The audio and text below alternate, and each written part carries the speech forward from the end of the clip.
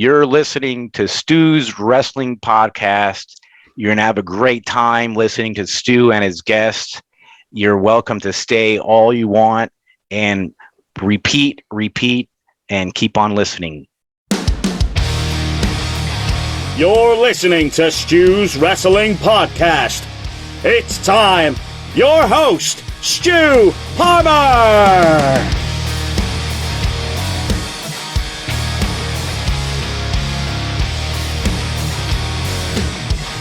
A warm welcome. It is episode 127 of Stu's Wrestling Podcast, and my guest today is Canadian long-time pro wrestler Jeremy Prophet. Jeremy has been around the business for many years. He was trained by Jacques Rougeau way back in 2003, and he's a contestant in the Lutte Academie tournament. It is the finale this weekend. The winner will get a shot at the Nightmare Factory, the training school led by QT Marshall and Cody Rhodes, and will win $5,000 as well. And we'll also get a chance of getting on AEW television. Jeremy also discusses tryouts that he's had with WWE, TNA and Impact, and the feedback he received over the years, and also being a host on the Jofo pod in Canada with Frank Jofo. He's had some great interviews. I really implore you to look at some of the old footage they've got and some of the latest footage they've got on the podcast apps and on YouTube. So, without further ado, my guest for episode 127 of Stu's Wrestling Podcast is the harbinger of truth. It is long-time pro wrestler. The man has so much charisma. It's Jeremy Prophet, all the way from Canada. Enjoy. My guest today, we are back in Canada. We had Jacques Rougeau on not too long ago on this podcast, and I know he's a mentor, a guy that trained you. It is Mr. Jeremy Prophet, long-time pro wrestler. An absolute honour to have you on the show, man. Oh, the pleasure is all mine, Stewie. I'm so glad to get to share my story with your wonderful audience and expand my horizons, because there's quite a bit of land and definitely a lot of ocean that separates the two of us. So I'm always glad to get the chance to enlighten another audience. And who knows, once it's all said and done, hopefully it can get me a couple of matches in your backyard. Well, we got plenty of promotions over here, as you know. We are chock to the gills, let me tell you, over here. It's absolutely thriving. I know it has been for like a decade or so now. So I'd have you. If I was a promoter, I'd be booking you. I'd be getting you over here. Now, first order of business, we've got Lutte Academie, the academy that Jacques Rougeau has set up, and there's a chance of getting to the Nightmare Factory for the winner, and you know, it could lead to AEW and a contract there. Now, I know you've wrestled for many years. You're a guy that I want to see win the whole thing. So yeah, how was the first event? Because it was just a few weeks ago. Well, I can only speak for myself, but I'd have to say it was absolutely tremendous. I mean, don't take my word for it. Go to wrestling-academy.ca and you'll be able to find the link on YouTube. You'll be able to watch and see for yourself. And quite frankly, as you mentioned, it's a competition that's a big opportunity for a lot of people. It's an opportunity that I intend on seizing because I'm very serious about this. I want to make my living doing this. Maybe I take professional wrestling a lot more seriously than the next guy. But I always want to give my best and make sure that the people get their money's worth when they see me. So when it comes to comparing me to the other people in the Wrestling Academy, you really don't have to take my word for it. Go watch the show. It's like I put on my social medias the day before the first round. I said, I want to set the bar so high that it discourages everybody else, all the other male competitors that are in there, because they'll just say, wow, you know, how is it that I have any chance of winning when I'm against Jeremy Prophet? In fact, people actually came up to me and said that they were going to enter Wrestling Academy, but chose not to because they thought there was only one winner. And they figured, how can they beat me? Look, I've been refining my skills for almost 17 years now. Been going nonstop. Never had an injury, no concussions, no torn ligaments, no broken bones, nothing. Never took a day off because I'm just built for this. So realistically, like I said in my hype video for Wrestling Academy, how does anyone else expect to win when the best looking, best talker, and most important of all, best wrestler all happen to be the same person? What chance does anybody else have? I don't have to hang my head low and be humble and say, oh, you know, I hope I'm going to win. No, I am going to win this because I've been ready for a competition like this for years now. I was almost signed to the WWE in 2010. So really, it's just been a lack of scouting by a lot of these major companies that have overlooked a once-in-a-generational talent like myself. And again, if you don't believe me, go watch my performance compared to everyone else you'll see there on Wrestling Academy. I mean, you're going to see people wrestling in T-shirts because they're ashamed of their bodies because they haven't put in the kind of work someone like Jeremy Prophet has. You're going to see people on there scared to talk for more than 10 seconds because they can't sit here and entertain you in a podcast for an hour plus like Jeremy Prophet can. And you're going to see people who go in there and can barely even run the ropes properly. So, a lot of it ranges from being kind of, amateur hour at the Apollo to future world championship caliber, much like myself. So I see it as a great opportunity. I see it as one that I'm going to seize. And yeah, I'm going to win that prize money, head down to the Nightmare Factory. And hey, if they have a student down there at the Nightmare Factory that's as good as Jeremy Prophet, the only question I have for them is, well, why is he not AEW world champion already? Confidence personified. I love it, sir. I love it. And why not? Why not? Why not, man? You're a veteran. And as you say, you've had opportunities with WWE. You've been on SmackDown. You've nearly held 50 titles across different promotions. That's a blueprint for me. You're a prototype. You're a modern day prototype, and you've got everything. You've got the in-ring skills, but you've also got the verbiage. You've got the verbal side as well, which isn't easy to do. A lot of people are looking for one or another, aren't they? Well, a lot get too comfortable being good at one thing. I often say it. You have people who are great acrobats or great technicians or good brawlers, whatever it might be. They rest on that laurel when it comes to professional wrestling. Others can talk the talk, can talk people into the building. They have a gift of gab, if you will. And that's all they bring to the table. Once the bell rings, it's gone and forgotten about. You have others, great physiques. A lot of them got there by maybe dubious chemical shortcuts. Unlike Jeremy Prophet, who's been natural and slow and steady to building his body in a healthy way his entire career as an athlete. But again, they rest on the laurel of having the look, and that's where the buck stops. With me, I do believe I am as close to a complete wrestler as possible because I can wrestle any style. You can put me in any kind of a speaking situation and I'll excel. And you put me on a poster, put me up against the next guy, put me up against world champions, and you'll see where my appearance compares. So I bring it all to the table and I refine my skills every day. I want to be so good at this that I want people to see me and I want them to be discouraged that they are not as good as me. I want people to be of the understanding that they have leaps and bounds to go. They have to climb the equivalent of Mount Kilimanjaro or Everest to get to the level that I'm at, because I want to keep improving with everything I do. I don't get complacent and say, okay, I can elicit a reaction, any reaction I want from an audience.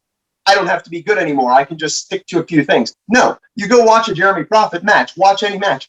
You'll never see the same match twice. I'm not one of these guys where it's the same moves in the same order at the same time. And if you watch a lot of your favorites, you'll see that that's how their matches break down. In my case, you always get something original. Hell, you can call me the man of a million moves because you can expect the unexpected. You can expect something different each time. And that's by design because I'm always improving, always evolving to be able to be the best version of me possible, which has not even been achieved yet. But I think I'm pretty damn good where I stand right now. And I intend on getting better. Absolutely. And furthermore, once you do get up to the big, the big events, the big shows, the big companies, you want to be the first Canadian Black World champion as well, don't you? You're not just stopping at the academy, are you? No, absolutely not. And I think that would be short-sighted to do something like that because I'm not happy with $5,000. I'm not happy with $5 million. I want to be something that people are going to remember for years to come. I'm not just in this to, say that I made it and then coast once I get there. I want to fight every single day that I get the opportunity to be on a stage with a microphone in front of me, to be in a ring in front of millions, if not billions of people. And I want to fight like my life depends on it. I want to fight like I don't know where my next meal is coming from. And you got to keep that same hunger even once you've made it. And so, like I said, the most important thing for me is giving the people what they want. And that's how you leave a legacy doing this. Yeah, I want to be the first Black Canadian heavyweight champion of the world because it hasn't been done. It should have been done by now. But unfortunately, a lot of times we get overlooked. Even in our own country, we get overlooked because we don't have that same level of exposure like they do in the United States. So when it comes down to it, you actually have to be, by definition, to get a work visa, better than an American. So I want to not only be better than an American to get a job, I want to be the best. So people can, look at me and say, hey, it just so happens that the best wrestler in Canada actually happens to be a person of color, proud of who they are, proud to be Canadian, proud to be a Quebecer, proud to be Black, proud to represent all those different things. Not just talk the talk, but put in the work. Because a lot of people can talk the talk, but then by the time they actually get the chance to do what they say they can, they don't deliver. So I'm not here trying to be a salesman. I'm actually more of a delivery man, because everything that I promise doesn't go beyond my capabilities and doesn't go beyond what I'm able to deliver and present to the paying audience. Please, please, please, you can vote for Mr. Profit at the Wrestling Academy, Lutte Academie. Fantastic concept, and yet there's more to come from Jeremy Profit, absolutely. Now, you were trained by Jacques Rougeau. We'll go back to Jacques. What did you take away? What was the best stuff you took away from Jacques Rougeau? Because he was, so high up in the business in his day. Yeah, I mean, it was a blessing to get to learn from Jacques back when I started. It was in late 2003. I started my training. And I feel very honored to have had the opportunity to learn from him, from someone who's accomplished as much as Jacques has. One of the things Jacques was always he put a big emphasis on was the theatrical side of wrestling, having expression, making everything you do seem believable, which has to start from within. You have to believe it yourself. And as you can see with Jeremy Profit, there are no lies. You could hook me up to a polygraph and that line would stay straight and narrow the entire way, because I don't say anything that I don't believe myself. And furthermore, I don't say anything that's not the truth, because when you speak the truth, you can speak freely like I do. You don't have to try to hype yourself and lie your way through these kinds of interviews, thinking of a lie and then trying to survive the moment and lying through the next one to justify the one at the beginning. No, I just say what comes to mind and I just speak the truth. I'm not going to say I'm better than I am, but I'm damn sure going to say how good I am. And you can scrutinize it. You can put it under a microscope. It will stand the test of time. So, I mean, Jacques was very big on believability. He was very big on, like I said, expression, little details. But, you have to have that belief in you so that the people can see. And I'm a firm believer in, you got to believe in yourself so strongly that people are going to look at you and they're going to say, I'm an idiot if I don't believe in that person, because look at how much he believes in himself. And like I said, when you can believe in yourself and you can deliver, you're unstoppable. Like when I'm in the ring, man, I'm a force of nature in there. I'm not someone who's going to be upstaged. I'm someone who's going to push the envelope and who's going to do my best to bring out the best in my opponents and say, look, now you got to level up. Now you got to step up your game, because as soon as I walk onto the scene, I'm sorry, but you stop existing. So if you're not willing to step it up, you're going to be gone and forgotten, and I'm going to be the one standing tall at the end of the night. So I think a lot of that comes from my early training, where it's like, you just got to believe in yourself. And it's the main thing that I took away from my time at Jacques Wrestling School. Amazing. The bedrock there for you in later terms of your career, man. Also, what I'd like to ask you, inspirations for you getting into wrestling. Who were some of the guys and gals that you loved watching years ago from yesteryear? We'll call it yesteryear. When I first started watching wrestling, Bret the Hitman Hart was by far my favorite. Loved all of his matches. Really thought that the WWF at the time did him dirty. And it was for me, right from the first time I turned professional wrestling on TV, the first match I ever saw was Bret Hart against Blake Beverly. And that hooked me in. And I always say, had it been other people, who knows if wrestling would have been as captivating to me. I maybe would have, chosen to pursue another career. But I saw Bret work, and I just wanted to watch this sport every week. I wanted to see the progression, and Bret's matches were, top notch. So he would be my first favorite wrestler inspiration. Call it what you will. From there, I liked a lot of the wrestlers also that had that great speaking ability. So see, I don't just follow and enjoy the work of wrestlers who are, they do one thing I like. I like looking at, the whole board. I like looking at what everyone brings to the table, and I can find enjoyment in many different styles of wrestling. So I like the great talkers. I like the great technicians, the great brawlers. Obviously, you see me work, the high flying is a very big influence as well. But, it's finding that intangible, finding that X factor and dissecting it. That's what I enjoy doing in watching wrestling is, why is this person so popular? Is it the wrestling? Is it the personality? Is it the way they walk, the way they talk? There's so much about wrestling that can be scrutinized and dissected. And I think that a lot of times people maybe watch it from a fan perspective and just kind of sit back and enjoy the show. And I think even some wrestlers are guilty of this. But I mean, I really watch it under a fine-tooth comb. I watch it right down to the minutia, to the rudiments of professional wrestling, to be able to extract what is that X factor, that it factor, and then be able to add that to my game. So I'm learning while I'm enjoying. And I always knew I was going to be a professional wrestler. That was always the destiny. Had a lot of other opportunities in life, but that's always been my calling. That's always been the thing that I want to do. And like I said, I want to make my living doing this. I take this business very seriously. This is the absolute paramount of my existence. And so, yeah, I mean, wrestlers like Bret Hart. I love, Chris Jericho back in the day. Huge inspiration with what he was able to do in WCW, even maybe, only getting a fraction of airtime, but being able to make it the most memorable thing with his promo abilities. Great wrestler, diverse, jack of all trades, able to do a lot, almost like what I am, more or less. And, to bring it to a more modern times, always loved AJ Styles to this day. Love his work. I think that he and I would have had a hell of a match. A lot of promoters let that one slip through their fingers. They're probably kicking themselves now that they're declaring their second bankruptcy, a third foreclosure on their houses because they didn't put that one out there and reap the benefits of it. But it's hard to narrow it down to a few, but I think that those would be the main ones that would be the biggest inspirations from the past all the way up to the present. I know you obviously do tag team as well.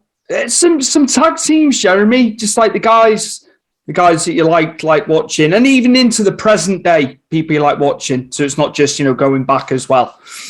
Yeah, I mean, tag team wrestling, it's a whole different ballgame, and it's one that I realized I didn't really sink my teeth into that much. So it just so happened that with Karl Jepson now, I'm part of the Black Quebecois, which is a play on the Bloc Quebecois, which is actually a political party here in Quebec. That, for those of you who don't understand the lay of the land and the politics here, there's actually a group. It's a very pro-Quebec group within Canada. They don't get any votes outside of Quebec, but they can get enough votes in Quebec to actually form the official opposition and have some say in the government. So they're called the Bloc Quebecois. We created the Black Quebecois, obviously, because we're both black, my partner and I. And it's just caught on like wildfire. And yeah, when it comes to inspirations in tag teams, I mean, I grew up during the era of the Hardys, Edge and Christian, the Dudley Boys, that era of tag teams, the APA, really the Attitude Era teams there. Those were the teams that I grew up watching and enjoyed.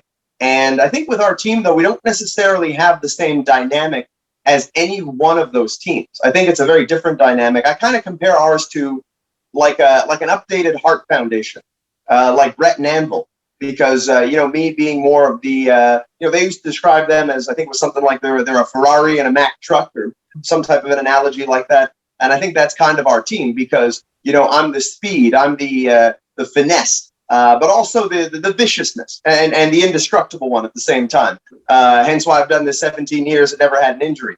But Karl Jepson, he's a great athlete himself. He's a big, strong guy who has tremendous otherworldly agility, can come off the top rope, can dive, and hits hard. We still debate who chops harder. A lot of people think that it's him.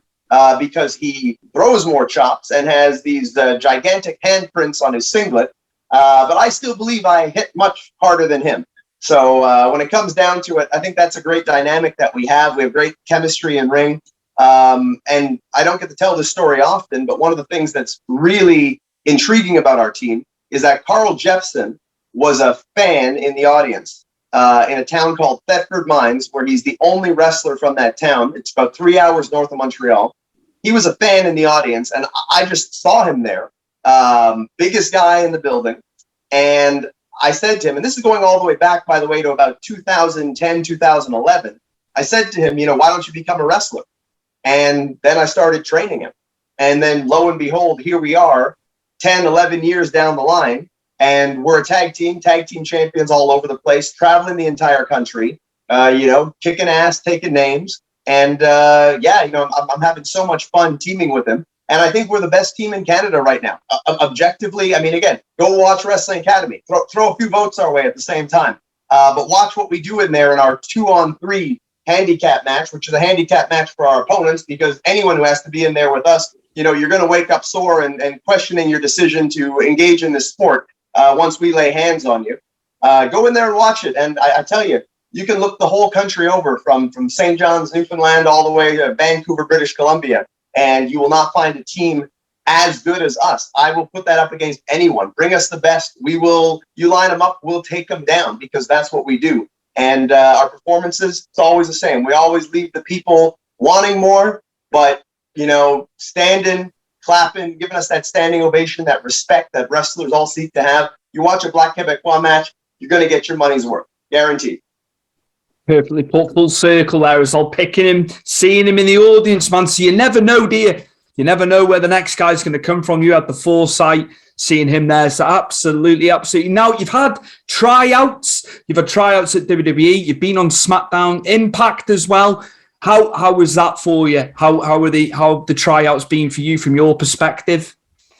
Well, I'm still here, aren't I? So clearly they dropped the ball. They left money on the table. But whatever. I mean, it's a thing of live and let live. I personally believe that those tryouts all went well.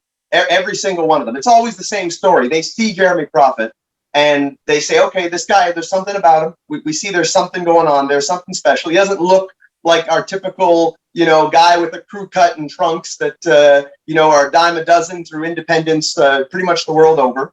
And so that usually gets their gears turning.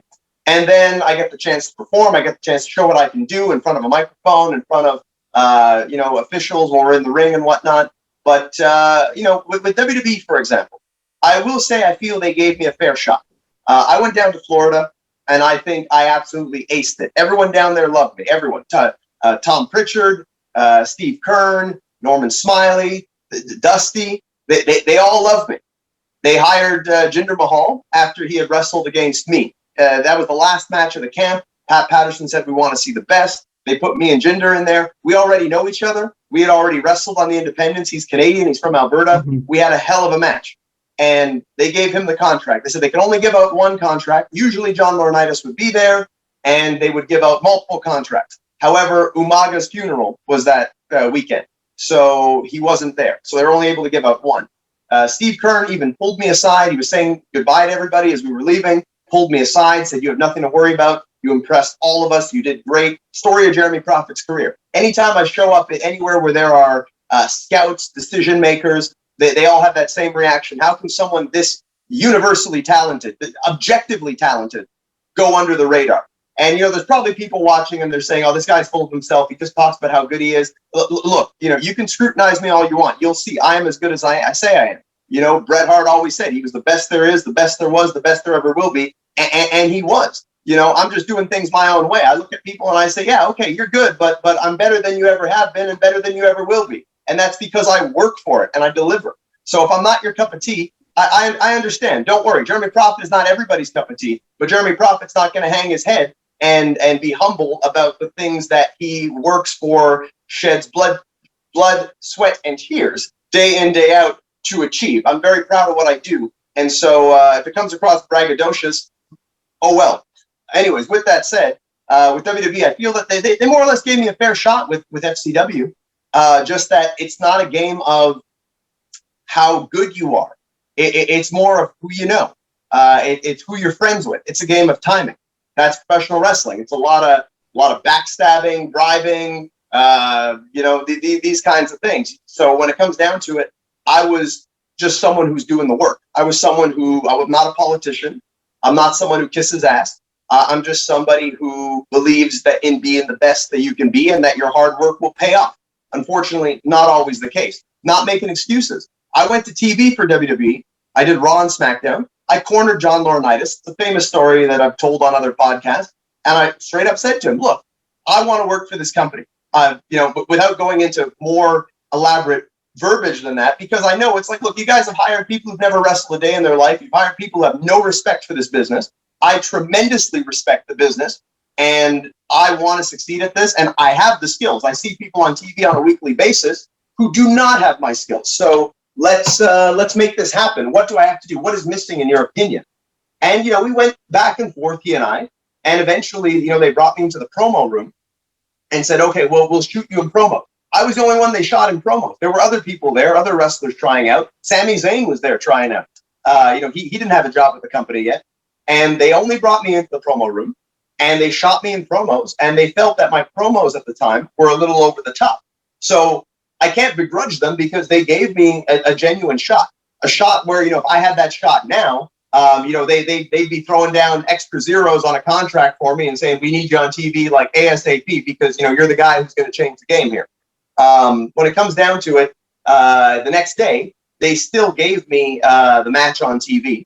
And from there, I think that a lot of the onus is on me, because I should have stayed on top of it. I should have stayed in touch with them. Maybe that's what they would have wanted. They wanted to see, is this guy gonna be hungry for this? Is he gonna, come running like Pavlov's dog when we ring the bell, and suddenly there he'll be, he'll be there.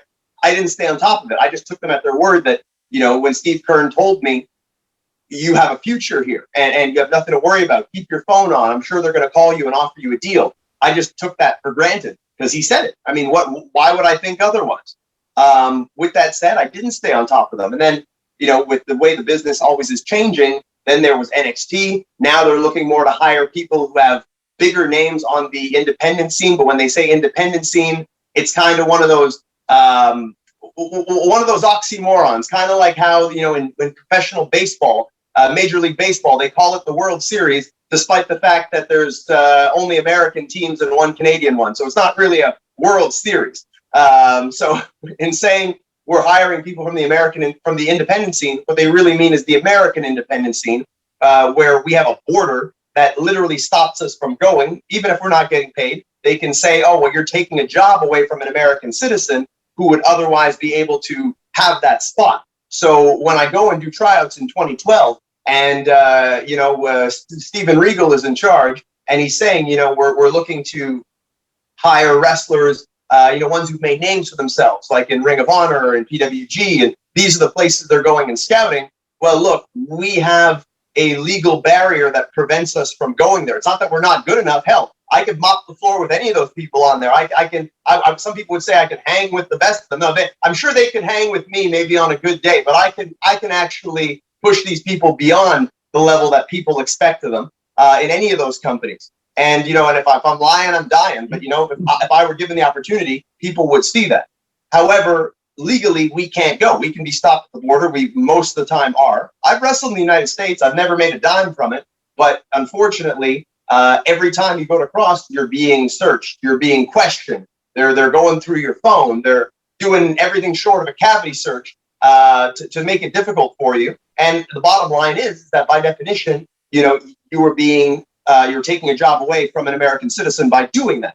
So yeah, you have to get a work visa. Getting a work visa, not that easy. You're looking at paying upwards of $5,000, which is the tip of the iceberg, really, because for a money issue, I just pay for it because, quite frankly, education costs a lot more than a work visa, and it's an investment in yourself. And I believe wholeheartedly in myself that I would make a return on that investment 1,000-fold.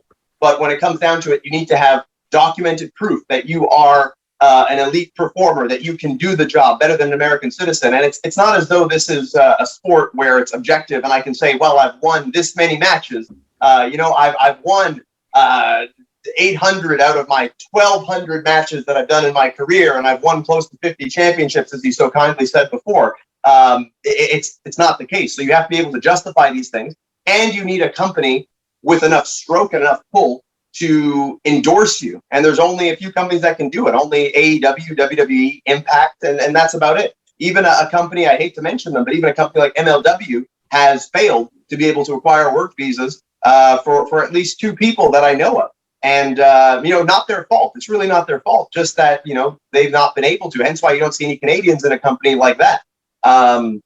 With that said, they don't realize that. And I think that was one of the big points of friction and conflict with WWE that second time around, in that we were being treated as second-class citizens because we weren't members of Ring of Honor or PWG or any of the Evolve or any of the big name independent companies. So that was one of the things that was a hindrance to getting, I guess, the WWE back in my second round of tryouts. And literally, when I did my tryouts with Impact, when I did their gut check, I did that, impressed everybody. Had Jeff Jarrett come down from the bleachers very early on into the competition to pull me aside and start questioning me. And, D'Lo Brown also said, I have a future with this company. Many times I would go to their events and talk to them just to kind of do what I didn't do the first time around with WWE, because I really felt I could be an asset to TNA at the time. It really upset me when I was being told multiple times, we're pushing for you, we're trying to get you in. And then I would see, DJZ show up on TV, and then I would see, some other person that they end up hiring. And it's like, you're bringing in these people when you have me who can do all the things that they do and even more. So, and no disrespect to DJZ, I had the chance to wrestle him, I think, in one of his last matches before he went on to become part of Legado del Fantasma. But, it's just a case of taking these Americans, giving them spots over a superiorly talented Canadian. And that's what I ran into. And then I was outright told by D'Lo Brown, hell, if you ever get him in an interview, you can ask him. I was outright told that the issue was that I was Canadian and they were not hiring Canadians at that time. Crazy. So I would love for him to dispute that story. But I mean, look, if we were on a witness stand giving testimony and under oath, the man would be perjuring himself if he were to say anything to the contrary. So when it comes down to it, I was literally told this face to face by him that the issue was that I was Canadian. So my citizenship, the place I was born in, is what hindered me from having that opportunity and being able to be the star that, you can all realize now I'm destined to be. It's crazy, man. And then just going back to what you said, being over the top in a promo, that's what they want. They want an extension of you as your wrestling character. They then bemoan people that come in and don't know how to speak or talk. That's crazy. I know it was a long time ago now. That's ridiculous. That's ridiculous. If you're confident in your own abilities, it's not arrogance, it's confidence. Well, you see, I think the business is always changing. And it's interesting because of all people, guess who they compared my over-the-top promos to? Of all the people they could. Take a guess. I'm trying to think. I'll go with The Rock. I could be in the wrong ballpark here. That's exactly it. Right, okay. Right. So Steve Lombardi himself, the Brooklyn Brawler, who I had, on an episode of Jofo in the Ring, had a chance to speak with him. He said it himself, when he spoke to me, that my promos reminded him of The Rock. And at that time, 2010, he said, look, if The Rock were ever to come back, he wouldn't be able to do those kinds of promos. He'd have to, be more serious and more toned down and more matter of fact. And so at the time, they wanted promos like The Miz. They wanted promos that were in that style. So mine were like The Rock, which I take as a great compliment because I love The Rock. And clearly The Rock has been the most successful professional wrestler of all time. More people know who The Rock is than anyone, really, than Hogan, than Austin. He's crossed over into the mainstream. And to draw comparisons to The Rock, I think that's fantastic. I'll embrace those compliments. I won't be Ricky Starks about it and try to deny it, even though what I do is mostly in the vein of being The Rock. I'll embrace those compliments because The Rock is a once in a generation superstar in both wrestling and in entertainment in general. However, it wasn't good enough for WWE in 2010, and they did say, work on that, come back, and we'll give you another shot. And when I came back in 2012. I believe my promos, I aced it. Everyone loved it. Even Regal, who I feel, didn't necessarily like me, loved my promo and said, you could talk with the best of them. You can talk just as good as anyone we have down in developmental. You can talk as good as Moxley. You can talk, which doesn't mean much to me, quite honestly, but said, you can talk as good as Moxley. You can talk as good as any of these guys. Unfortunately, he said he didn't like my in-ring footwork. So, that little minor detail was what I guess didn't allow me to go further at that time. So it's one little tiny scrutinized detail that I think, kept me from being able to generate a lot of revenue for that company and for myself as well. So when it comes down to it, I think there are a lot of people that maybe have fantastic, exceptional footwork, of which good for them. who I don't feel would ever draw a dime or generate any kind of interest or revenue or connect with the common viewer, let alone the viewer who maybe has never seen wrestling, flips through the channels, sees this person speaking, talking, wrestling, looking as only I can look, and decide, you know what, I'm going to continue watching this and add a rating point onto this broadcast. That, man, I just hope for you, man, because you've stuck at it so long. It is crazy. It's crazy, man. You know it. I've seen it. I've seen your work. I've seen matches. You know what I mean? So yeah, hopefully with the academy you'll get it and you'll win it. I hope you do. Right, moving on. You said about the Jofo pod. You were co-host on that. I'm still assuming you do stuff with that. Of course. Yeah. How has it been? What have you enjoyed doing that? You know, it's another feather in your cap. Yeah. So when it comes to Jofo, they started doing the show before me. We're all kind of childhood friends, and when it comes down to it, I saw what they were doing and said, I think that, you know, I could help you guys. I could help add a little bit of flavor to a broadcast that's already pretty much going in the right direction. And, you know, using some of my connections in wrestling to get us various guests, to ask the hard-hitting questions. So I'm a journalist by trade. That's my education. Mm-hmm. That's what I went to college for. You know, I'm a writer and I'm a broadcaster. I've been in broadcast and podcast since the mid-2000s. You know, I hosted, when I was in college, I hosted a radio wrestling show that aired throughout college. Then we eventually got it onto TSN Radio, which is the Canadian equivalent of ESPN. So we got it onto actual sports radio. It was available in podcast form. This is going all the way back to the mid-2000s. I think maybe 2008 or so was when we struck that deal, through 2008 until 2013, 2014 or so. I continued doing that and then took a break to focus more directly on wrestling, and then found my way to Jofo. So I'm actually the most experienced broadcaster / podcaster in the Jofo group. And maybe that's what facilitates my ability to be so comfortable in front of a microphone and on screen. But when it comes down to it, I think that we're a great eclectic fit.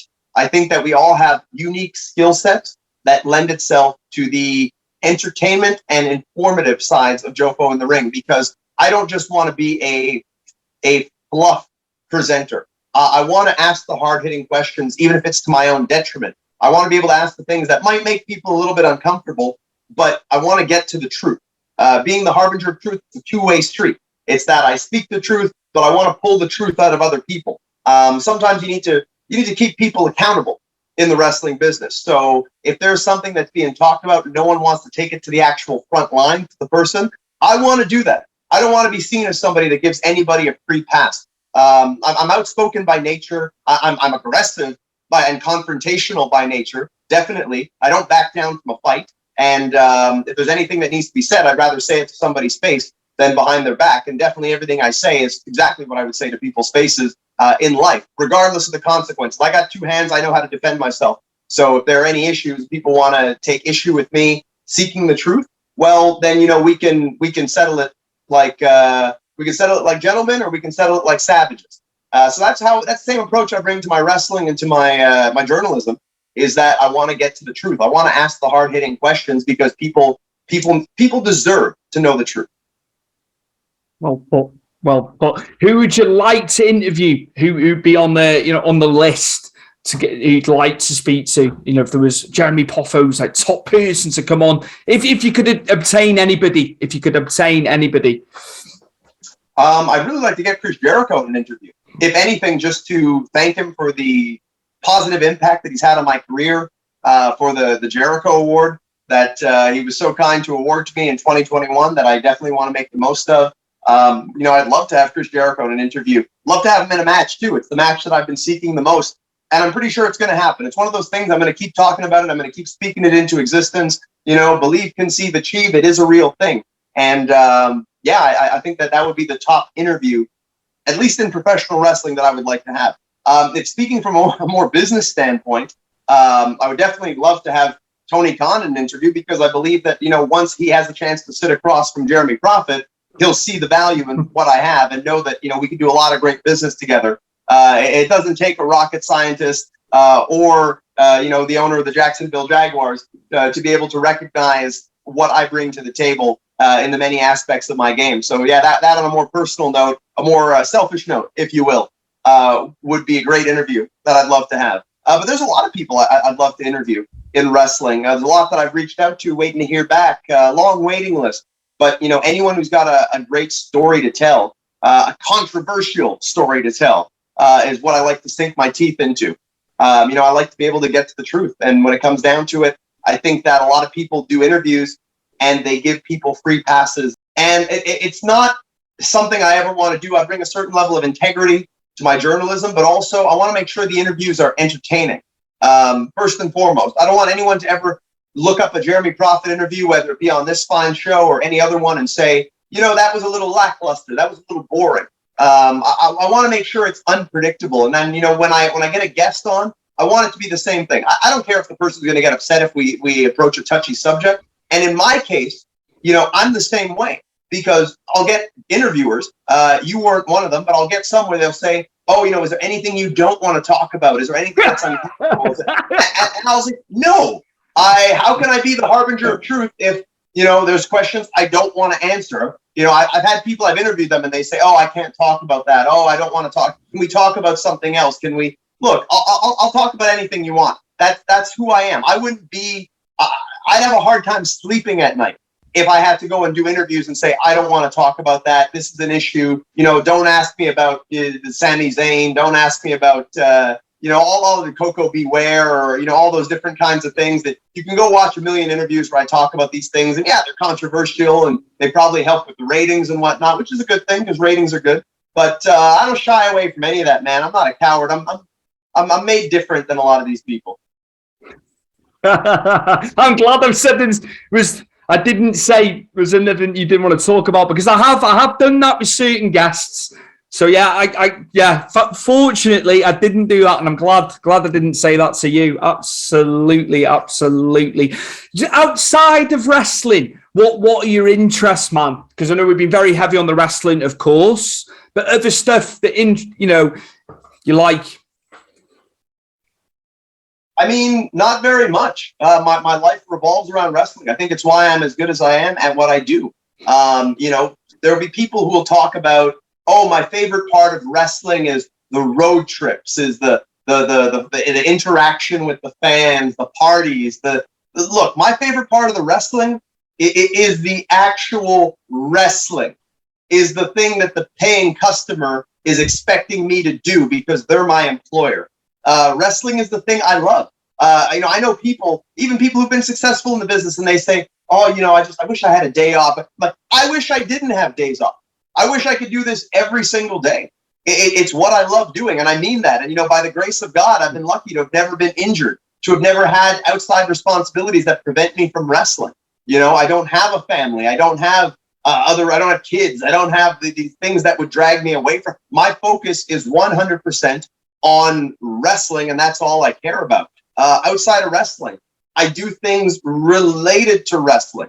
I go to the gym every single day, sometimes multiple times a day, for wrestling. I make sacrifices in my nutrition and the things I eat for wrestling, so I can, look the way I look.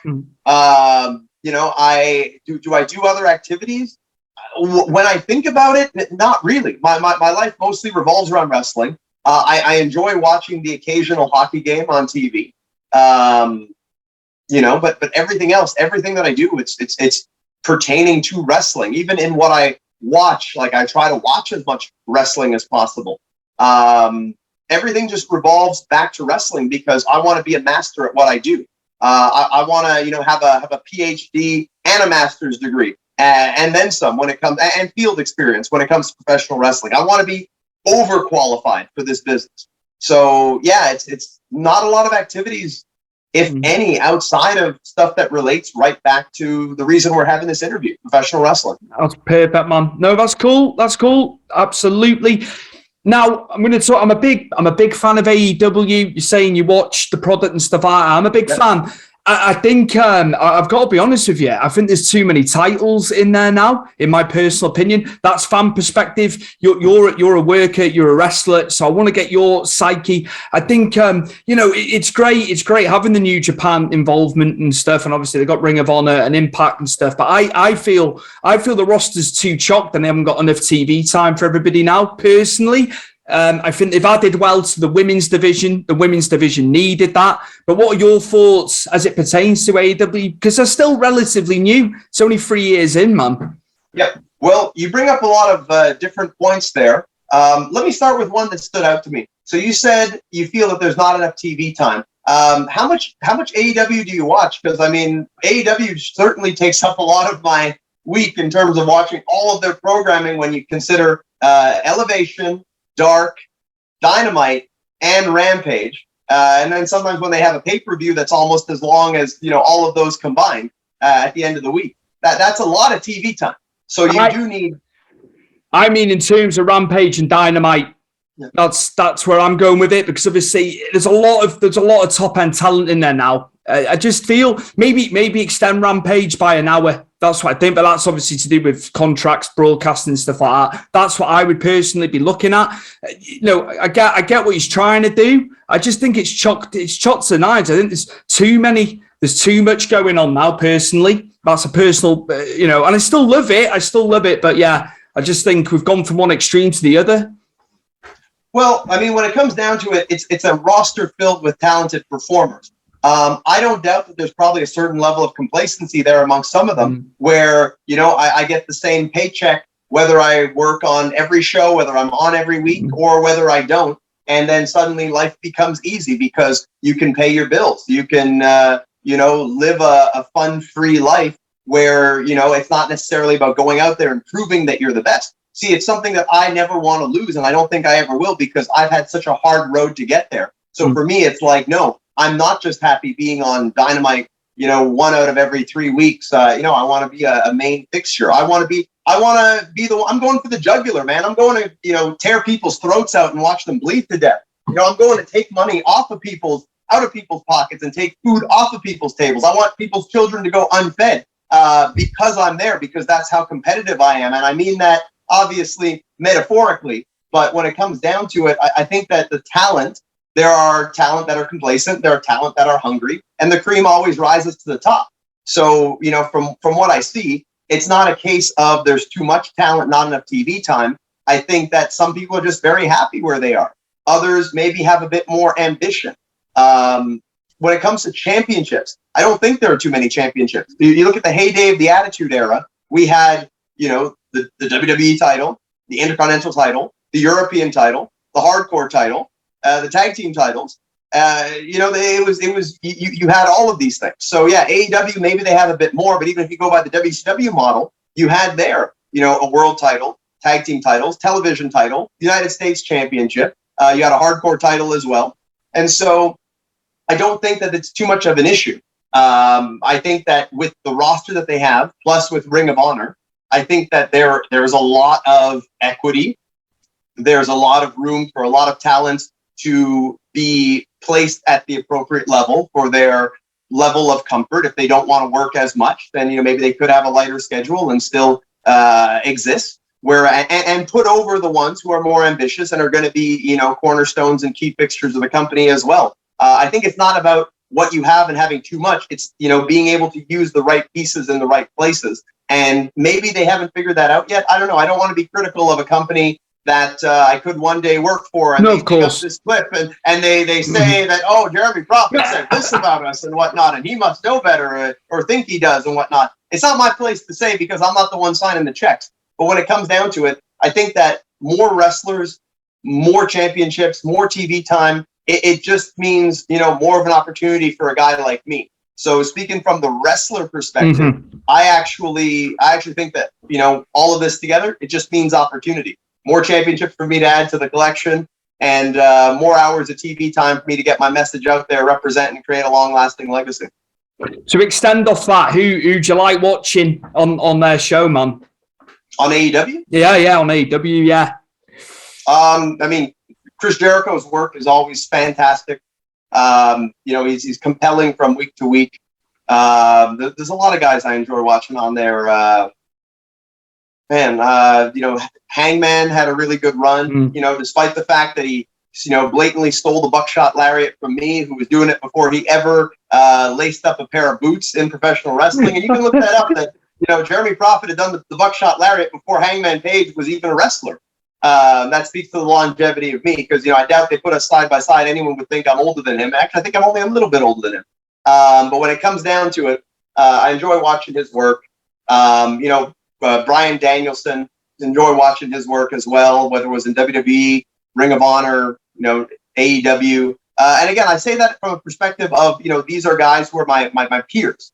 It's not like I look up to these guys. Even Chris Jericho, who is a huge inspiration. These are guys that I want to get in the ring and I want to mess these guys up. I want to tear their heads off and spit down their throats. I want to put their heads through car windshields. I want to get in there and really mix it up with all these guys. I don't see them. I said this with Wrestling Academy, where it's like, people would ask me, what do you think of your competition in Wrestling Academy? And I tell them, nah, man, my competition is Roman Reigns. My competition is Kenny Omega, people like that. My competition is not guys at the independent wrestling level. These are guys who are here, and good for them. They're still kind of learning the tricks of the trade. My competition is not people who've been doing this 7 or 8 years. My competition is people who've been doing this as long as me, who have ascended to a higher level. But I do believe that I'm one of those high-level talents. I'm one of the best in the world. I unfortunately have not been given a big enough stage and a bright enough spotlight to showcase that. But put up or shut up, you give me that opportunity, I know that if you bet on me, it's going to generate revenue, and it will be a winning perspective. There we go. If you can't believe in yourself, man, then that's it. It's done. It's done. The interview, the never-ending Jeremy Prophet. No, but hey, you've got to. This is what I wanted. This is what I want. This is what the kids and youngsters need to see who want to get in the business. I'm telling you, there's nothing wrong with that. There's nothing wrong with your way. How you do it. Well, because in my case, I will not accept anything less than success, and I'm willing to fight for it tooth and nail, aggressively. I don't care who I have to roll over. I don't care whose life I have to ruin. I don't care what it takes. I will not accept anything less than success. So you have a lot of these people who are very happy to be there. Hey, it's a very Canadian way of being, to just kind of be happy to be here and be humble. And, it's like we're taught that we're second-class citizens or third-class citizens in North America. Despite the fact that we're all Americans, even if we're not from the United States portion of the continent of North America. I'm not like that. I march to a beat of my own drum, and I'm very aggressive about what I believe in and what I want to accomplish. And so I'm not going to be this happy-go-lucky. I'm just going to be me. Me is real, is rough, authentic, off the cuff, not everybody's cup of tea. But you know what? I'm authentically me from start to finish. And that's how I intend on representing at this level, same way as when I make it to the top. So you can guarantee you're going to get the same Jeremy Prophet here today that you're going to get when I am that first Black Canadian world champion. And I ain't going to apologize to nobody about it. Jeremy, where can the viewers and listeners find you in terms of social media? Yeah, just a bit of promotion, because you can do the self-promotion. That's not a problem. That's not an issue. But yeah, just let the viewers and listeners know, man, where they can find you. Yep, you can find me. Best places on Twitter. I'm on there all the time. It's at Jeremy Prophet, JeremyProphet. Doesn't exactly roll off the tongue as nice as Jeff Jarrett when he used to spell his name. But yeah, Jeremy Prophet on Twitter. Follow me on there. If you like this interview, yeah, go on. Give me a follow. I could use more followers. It's tough getting followers when you're in Canada. You can also find me on Instagram at The Real Jeremy Prophet. And as always, you can see me on just about every episode, or at least every good episode of Jofo in the Ring. You can find us on Twitter at Jofo in the Ring, and most important of all, on YouTube, on the Jofo in the Ring page. Feel free to go on there and subscribe, and we'll continue to pump out exciting, enlightening content that might just be entertaining as well, if anything, unintentionally. With that said, you can also go vote for me at Wrestling Academy. Help propel me further. Because in the competition, it comes down to the fans' votes. The fans' votes are 60%. The judges' votes are 40%. Pretty sure I'm already going to have the judges because, unless you're an absolute bigot, there is no way that you would not vote for Jeremy Prophet after seeing the performance that I put on that first round. So you can go on there. You can vote for me. Votes are $1.50 Canadian. but well worth it to help propel my career forward and help to allow me to get the opportunity to go to the Nightmare Factory and to mix it up with some of the best in the world, because, you know, I'm stuck here in Canada. The laws make it tough for us to go there. So if you want to see me fight the top people in AEW, you want to see me fight the Young Bucks, the Hangman Pages, the Kenny Omegas, the CM Punks, the Danielsons, the Moxleys, all of them. You want to see me and Chris Jericho finally happen. You know, your vote can actually make that happen. So I'm not trying to say, hey, vote for me because I'm a good-looking guy and I talk really nice. I'm saying go vote for me because you feel that I am the most deserving to win that competition. Objectively, all I've needed is the same level playing field as anyone else, and I know that my talent will be showcased and rise to the occasion. So go on there, watch the episode, vote for me, help get me further, and help me to best represent all the people out there that have been grinding and struggling and never giving up on getting to where they feel they should be. This is a fight that we're all in, and all of us together, there's no way we can't succeed. Perfect. Absolutely perfect. A big, big thank you to Canadian wrestling veteran. You are a wrestling veteran, sir. It is Mr. Jeremy Prophet. And I look forward to getting this one out, man, because I know there's a lot of insight there. And yeah, just thank you for coming on Stu's Wrestling Podcast today, man.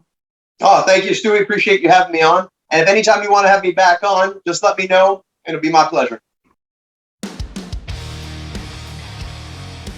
Fantastic from Jeremy Prophet there, and you can vote for him. Lutte Academie, the final is this Sunday in Canada, and if you go to lutteacademy.ca, you can vote for Jeremy Prophet, the harbinger of truth. Please do. So much confidence. He's been around the business for many years. He deserves it. I've got to be fair. He deserves it. After all his years of scratching and clawing, and what he can do in the ring as well, as you've just heard. And also check out some of his stuff, his podcasting stuff on Jofo Pod as well. There's loads of stuff with ex-wrestlers, current wrestlers. So yeah, definitely worth a listen or a watch, however you digest your podcasts. And we'll be back very soon for episode 128 of Stu's Wrestling Podcast. Thank you once again for listening or viewing. Take care. All the best.